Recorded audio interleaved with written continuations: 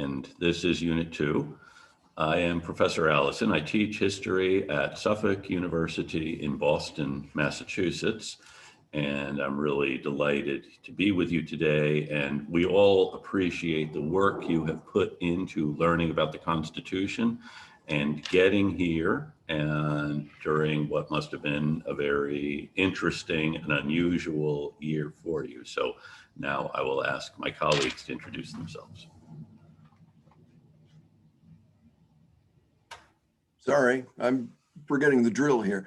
My name is Jack Barlow. I teach politics at Juniata College here in Pennsylvania.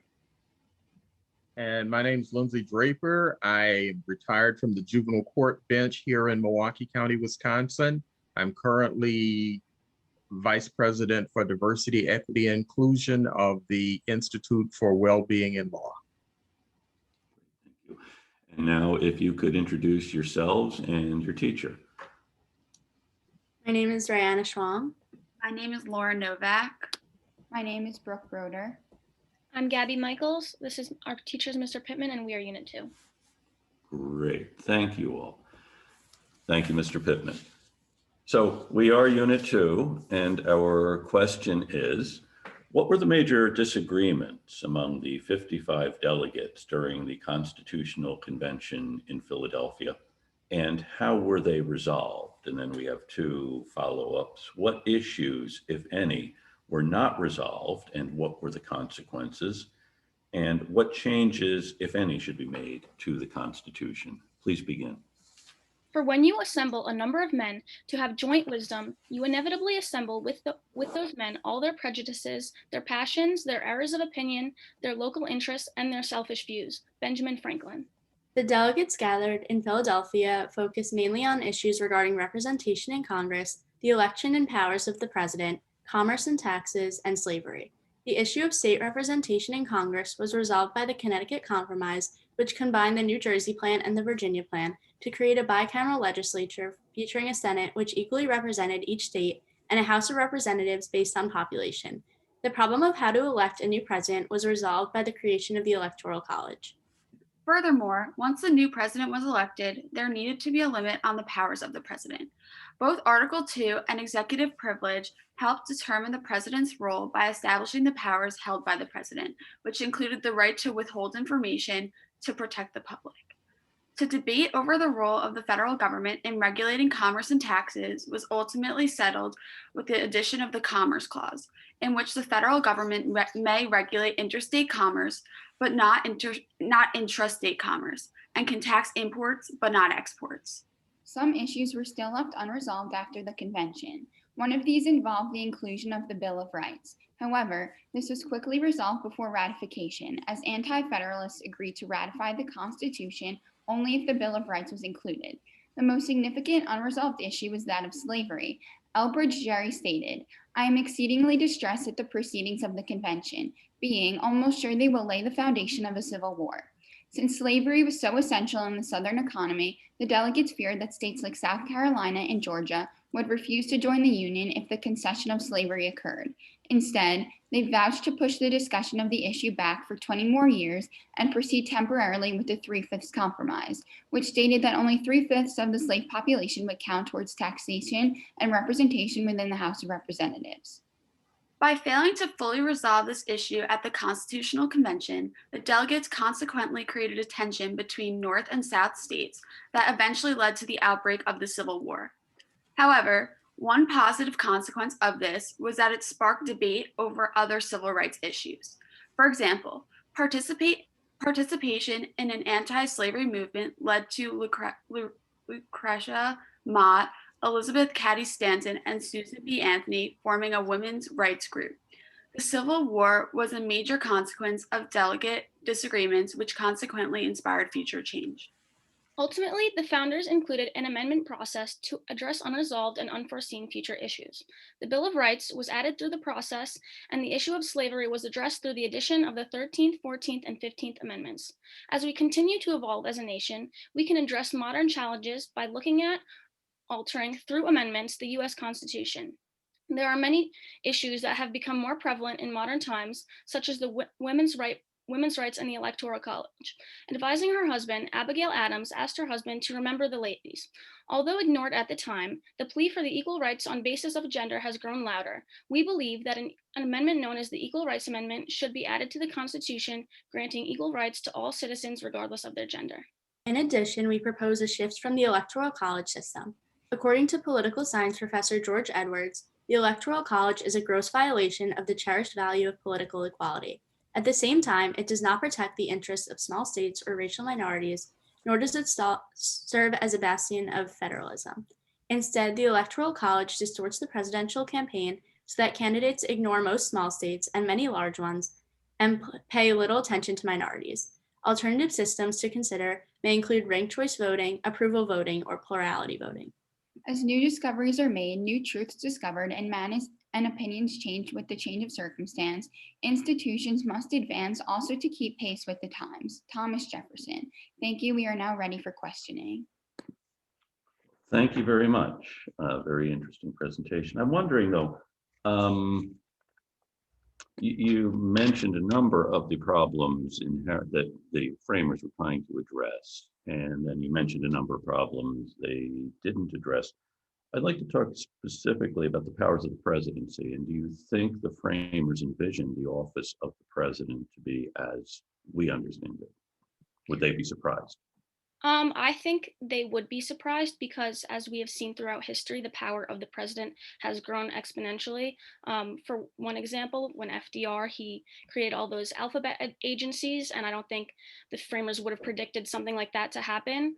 Additionally, there's the informal power of the executive order, which I don't think the founders would have envisioned, but that's also an example of the expansion of presidential power. I would like to add on to my colleague Gabby by saying that especially in modern times, there has been much more power by the president and much more emergency actions being taken, especially during the pandemic, where they've given direct information to the people about mask wearing and vaccinations. Thank you. So talk to me a little bit about the Senate. I mean, you guys are from New York, right? I mean, should New York have more senators? I mean, should we rejigger the way that the Senate is apportioned so that it better reflects population? I believe that the Senate should not be changed because when the founders created the Constitution, they wanted to ensure that the rights of smaller states and minorities would be protected. So they created the Senate with equal representation in order to give them more of a voice in government, whereas they tried to please the larger states by creating a House of Representatives that had a population based on the state's population. So it balanced it out so that larger states do have more power, but not all of the power.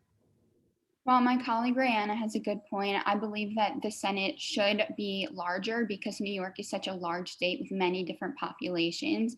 New York City is much different from upstate New York, and we need to reflect those great differences.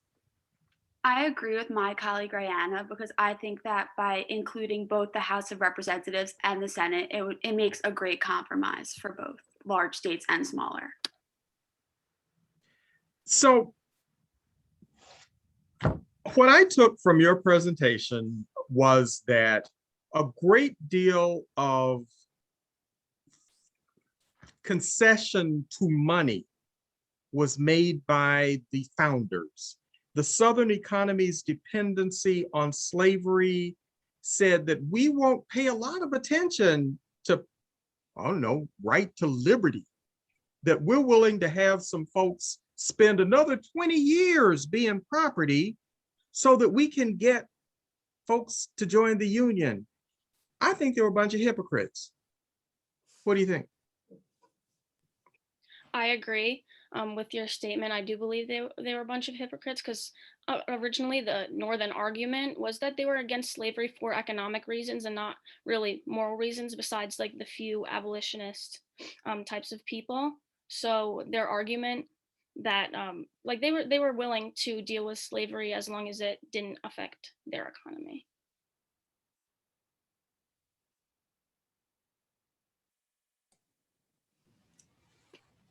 What about what the framers make of the big unelected bureaucracy? You mentioned the mask wearing, et cetera. Would they have envisioned having a country with a bureaucracy beyond the control of the elected branches? I don't believe they would have envisioned that, especially because at the time, many citizens were not as educated and many were not as involved in government. But today, citizens have grown and they now participate in rallies and marches, and they've expanded their political power. Adding on to my colleague Brooke, I think that the founders would not have envisioned this, but I think that is definitely a good thing that the bureaucracy has grown this large because it allows for this more participation in government by average citizens. I'm not quite sure we are talking about the same thing, but I'll let one of my, a bureaucracy to me means the Department of Motor Vehicles, which would be a state agency, or the Department of Agriculture, as opposed to citizens rallying. Is that? I meant more of when there's larger bureaucracy with more departments, like smaller departments, more citizen, it's easier for citizens to reach out and get involved. If they can figure out which office they're going to. So what about something like judicial review? I don't think the founders would have envisioned the judges being so involved in policymaking. Talk to me about that a little bit. Well, the founders originally intended that the judges just interpret the Constitution on like case by case basis, but now judges in more modern times have seen to take different approaches to looking at cases, whether it's through like judicial activism or strictly based on the interpretation of the Constitution. So I don't think they would have envisioned the way we do it now, because different judges, sometimes people believe that they vote along party lines, even though they're supposed to remain unbiased toward that. But yeah, that's what I think. I don't think the founders would have envisioned this. I agree with my colleague Gabby because there has been such partisanship, and it's very hard for judges to not show their opinion. And so judges have given much more action in the government rather than just straight interpretation. I agree with both my colleagues because with the increase of polarization in the United States, it's kind of hard for the judges to not show their biases, even though they should not be. So would you be in favor of elected judges? I don't think I'd be in favor of elected judges necessarily, because the people who would elect them, well, if you're talking about like the American citizens electing them, I don't know if they'd have too much of a knowledge of based on like the credentials of a specific judge and what would constitute making that judge best fit to be on the highest court of the land. Okay, thank you. Great. Thank you all. This has been a really very interesting discussion. I wish we had more time to attend to it. What I really appreciated was, you brought in some wonderful quotes from Franklin, Elbridge Gerry, and others. And I would like to see a little more of what you're thinking about these things, a little more of, and also you are very well versed in a number of big problems we have and that you'll be grappling with for the rest of your lives. And you're really beginning this process of thinking about these things and talking about these things. I also appreciated the fact that you could disagree with us and disagree with each other. It shows you're able to discuss these things, which is one thing the Constitution allows us to do. And, you know, we've identified a number of things that the framers kicked down the road. And I think we're seeing a number of things that Judge Draper and Professor Barlow and my generation have kicked down the road to you. And I wish you well. I think you're off to a very good start in grappling with these things. And so thank you very much for being part of the program and for being, I hope, informed citizens.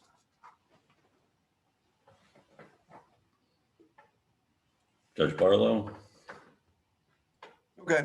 I thought you did a nice job in the opening statement. It was balanced. It included quotations and information and all of that stuff.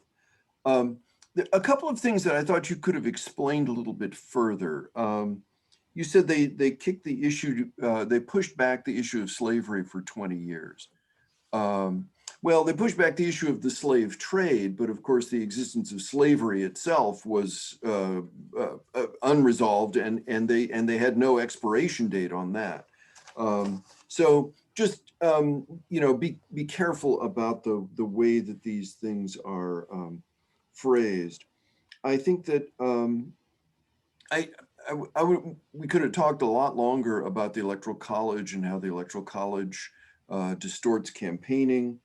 But two other things. One is executive orders. We have to be careful about executive orders because oftentimes that's a power that Congress has given to the president and said, hey, you make decisions about this because we don't have time. And so, do we really want Congress to spend all of its time deliberating about, how much to charge for telephone rates or things like that?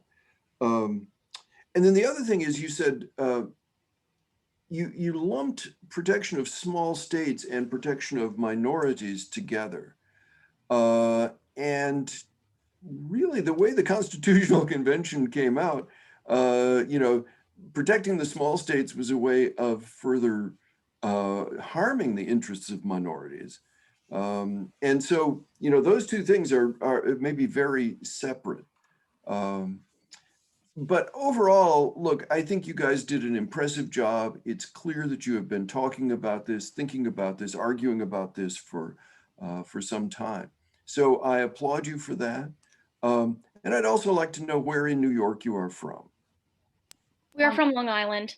Ah, okay. All right. Thank you. So, okay. Several things. Over the years, I've heard a number of judges talk about how one of the factors you look at when you're doing this is how much we really wanted to keep talking to you. And I have to tell you, I had a whole bunch I wanted to discuss with you. I also want to tell you, you hit one of the, you touched a point in my heart when you talked about Abigail Adams saying, remember the ladies, because that's always been one of the favorite things that I like to talk to teachers about is the fact that, we talk a lot about the right for women to vote. Folks been talking about that from the start. And I always love to use that point. And by the way, his response to her and how I think sassy was the word. Yeah, yes. Saucy. In his saucy, that was it. But I really loved that. I also want to talk about how really well I thought you handled that part of the changes to the Constitution.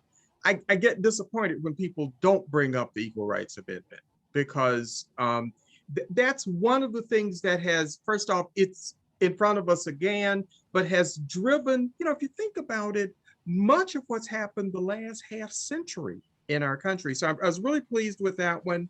And I liked the FDR and the alphabet agencies. You all, it was fun listening to you. I very much enjoyed your presentation. Want to compliment you on being here and knowing the work that you and your teacher and everybody did. Just need to give you a big shout out for that. Thank you so much. Let's have a round of applause for Gabby, Rayana, Lauren, and Brooke. Congratulations. Thank you.